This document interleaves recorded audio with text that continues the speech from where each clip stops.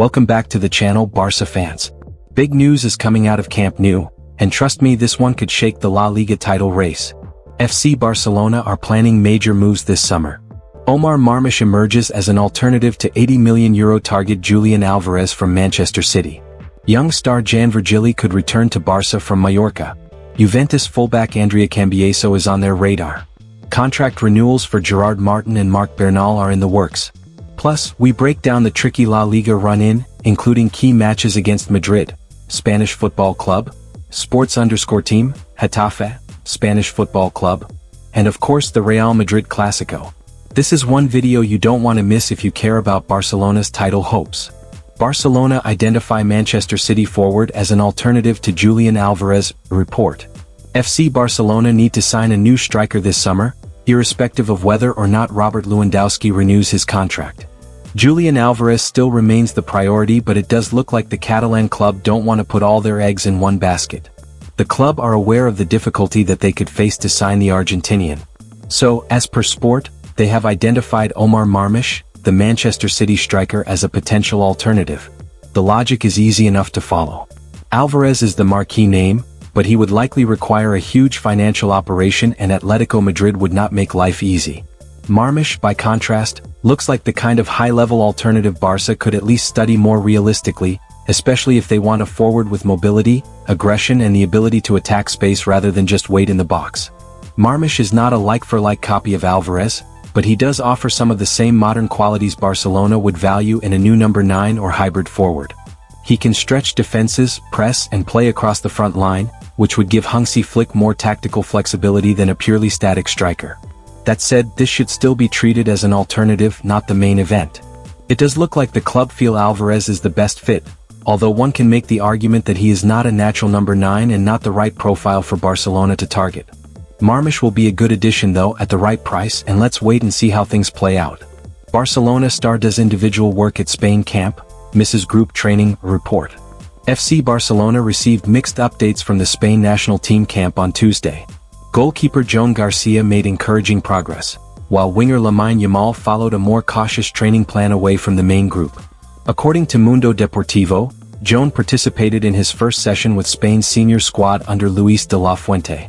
He started with general running and rondos, then moved on to specialized goalkeeping drills alongside Unai Simón, David Raya and Alex Ramiro. This is a positive sign, showing that Joan is settling into his first senior call-up and adapting well to the session structure. Lamine, on the other hand, trained separately, focusing on stationary bike work alongside Aymeric Laporte and Marcos Llorente, rather than joining the main group on the grass. This was not due to a new injury but rather careful workload management. Barcelona want him fresh and ready for the season's crucial run-in, and this controlled approach ensures he avoids unnecessary fatigue. With 7 players away at Spain duty, the club's priority is for everyone to return healthy and in top form.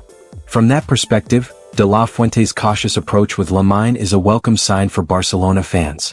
Barcelona want to renew the contracts of 2 important first-team players, who report. One of Deco's biggest wins as FC Barcelona's sporting director to date is his ability to get important first-team players to sign a new contract and extend their stay at the club. It looks like he is already planning ahead with 2 players who have grown in importance under Hansi Flick.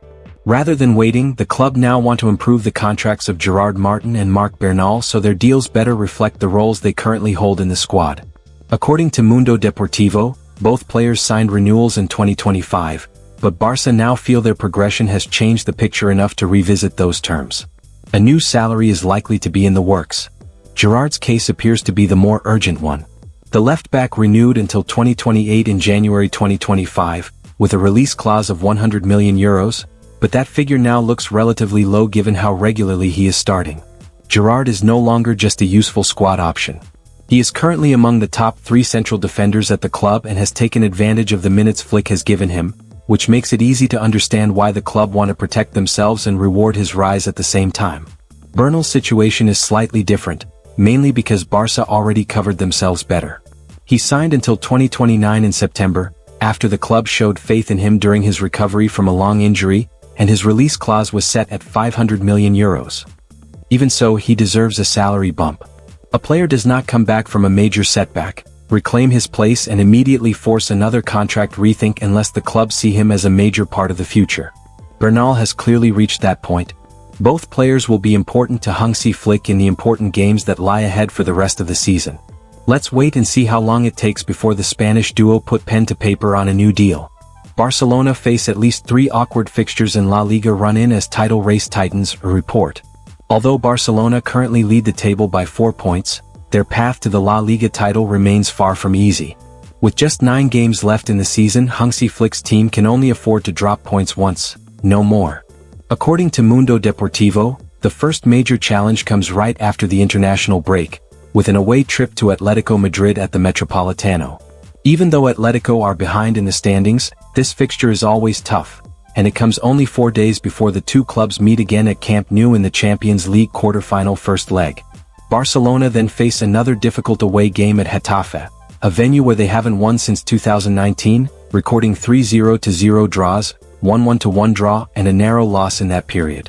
Finally, there's the iconic Clásico against Real Madrid at Camp Nou. With Madrid holding the head-to-head advantage after their 2-1 win at the Santiago Bernabéu, this clash carries extra significance, as it could serve as a tiebreaker if the two sides finish level on points. In short, these remaining fixtures, Atletico away, Getafe away, and the Clásico at home, represent Barcelona's toughest tests on the road to defending their title. From a Barcelona point of view, those are clearly the 3 least favorable league fixtures left: Atletico away, Getafe away, and Real Madrid at home. Each one carries a different kind of danger. Atletico bring intensity and edge, Getafe bring frustration and a horrible recent record, and Madrid bring the obvious pressure of a direct title rival. None of these games are favorable on paper, but if Barcelona want to win the title, they need to find a way to win these tricky games.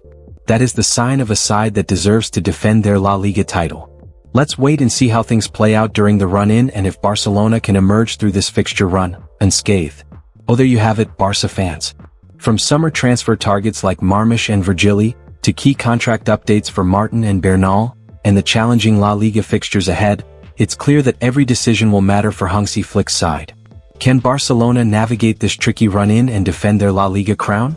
Only time will tell, but we'll be here to break down every update as it happens. Don't forget to like, comment, and subscribe for all the latest Barcelona news and transfer updates.